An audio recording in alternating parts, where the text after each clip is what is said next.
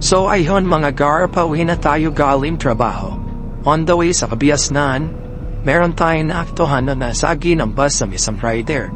Kung makikita nyo sa video, huminto na yung bus para marapasok na sila paranan. Kaso si rider, pinaira yung init ng ulo.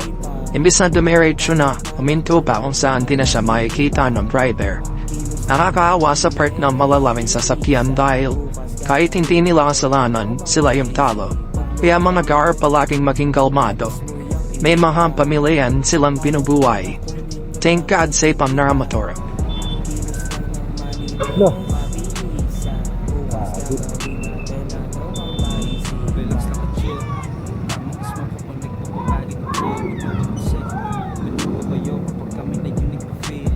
Tangina, uminto pa kasi.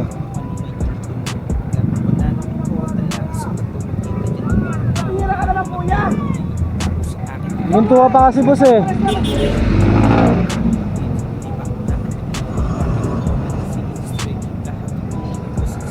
Tanga kasi ng ano eh, no, motor, no?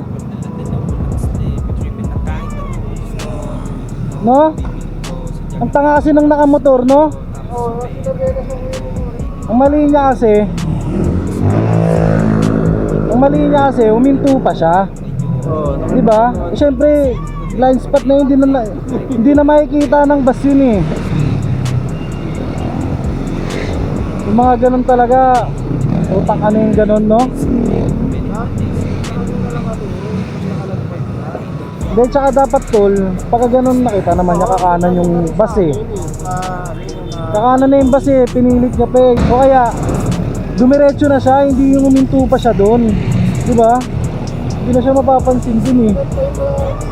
Kaya nga eh, palpak eh.